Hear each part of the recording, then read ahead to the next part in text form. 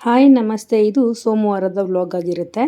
ನಾನು ಬೆಳಿಗ್ಗೆ ಟಿಫನ್ಗೆ ಟೊಮೆಟೊ ಬಾತ್ ಮಾಡಿದ್ದೆ. ಮತ್ತು ಎಣ್ಣೆಗಳೆಲ್ಲ ಖಾಲಿಯಾಗಿತ್ತು. ಬಾಟ್ಲುಗಳೆಲ್ಲ ತೊಳೆದು ಎಣ್ಣೆನ ರೀಫಿಲ್ ಮಾಡ್ತಾಯಿದ್ದೆ.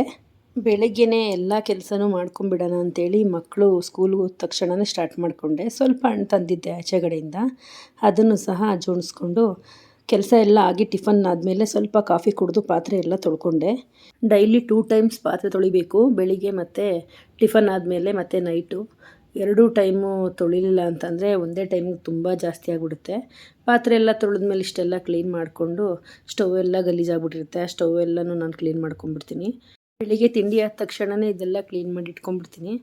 ಮನೆ ಎಲ್ಲ ಕ್ಲೀನಾಗಿದ್ದರೆ ಅವತ್ತಿನ ದಿನ ಎಲ್ಲ ತುಂಬಾ ಚೆನ್ನಾಗಿರುತ್ತೆ ನನಗೆ. ಮನೆ ಕ್ಲೀನಾಗಿಲ್ಲ ಅಂದರೆ ಏನೋ ಒಂಥರ ಮನಸ್ಸಿಗೆ ಸಮಾಧಾನವೇ ಇರೋಲ್ಲ. ಮನೆ ಕ್ಲೀನಾಗಿದ್ದಷ್ಟು ಹಗುರ ಆಗಿರುತ್ತೆ. ಏನೇ ಟೆನ್ಷನ್ ಇದ್ರೂ ಕೂಲಾಗಿ ಥಿಂಕ್ ಮಾಡ್ಕೊಬೋದು. ಇಲ್ಲಾಂದರೆ ಏನೋ ಒಂಥರ ಗಡಿಬಿಡಿ, ಒಂಥರ ನೆಮ್ಮದಿನೇ ಇರೋಲ್ಲ. ಹಾಗಾಗಿ ನನಗೆ ಕ್ಲೀನಾಗಿದ್ರೇ ಇಷ್ಟ ಮನೆ.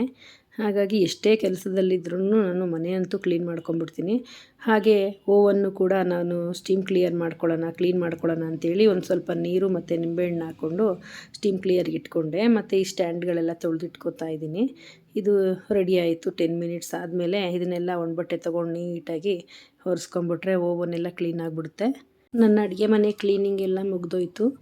ತುಂಬಾ ಖುಷಿಯಾಗುತ್ತೆ ಕ್ಲೀನಿಂಗ್ ಎಲ್ಲ ಆದಮೇಲೆ ನೋಡೋದಕ್ಕೆ ನಮಗೇ ತುಂಬಾ ಖುಷಿ ಆಗ್ತಾ ಇರುತ್ತೆ.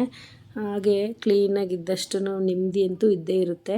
ಮಧ್ಯಾಹ್ನದ ಅಡುಗೆಗೂ ಕೂಡ ರೆಡಿ ಮಾಡ್ಕೊಂಬಿಟ್ಟೆ. ಸ್ವಲ್ಪ ಬೇಳೆನ ಕೂಗಿಸ್ಕೊಂಡಿದ್ದೀನಿ ಉಪ್ಸಾರು ಮಾಡೋಣ ಅಂಥೇಳಿ. ಸ್ವಲ್ಪ ಹಾಗಾಗಿ ಉಪ್ಸಾರು ಖಾರನೂ ಇತ್ತು. ಹಾಗಾಗಿ ಬೇಗ ಆಗುತ್ತೆ ಅಂಥೇಳಿ ಉಪ್ಸಾರು ಮಾಡ್ಕೊಳ್ಳೋಣ ಅಂತ ಸೊಪ್ಪು ತೊಳೆದು ಬೇಳೆ ಬೇಯಿಸ್ಕೊಂಡು ರೆಡಿ ಮಾಡ್ಕೊಂಡಿದ್ದೀನಿ. ಉಪ್ಸಾರು ಕೂಡ ರೆಡಿಯಾಗೋಯಿತು. ಖಾರ ಮನೇಲಿದ್ದರೆ ಬೇಗನೆ ಉಪ್ಸಾರು ಆಗಿಬಿಡುತ್ತೆ. ಮತ್ತು ತೆಂಗಿನ ತುರಿ, ಈರುಳ್ಳಿ ಎಲ್ಲ ಹಾಕ್ಕೊಂಡು ಪಲ್ಯನೂ ಕೂಡ ಮಾಡಿ ಎತ್ತಿಟ್ಕೊಂಡ್ಬಿಟ್ಟೆ. ತುಂಬ ಚೆನ್ನಾಗಾಗಿತ್ತು ಪಲ್ಯ.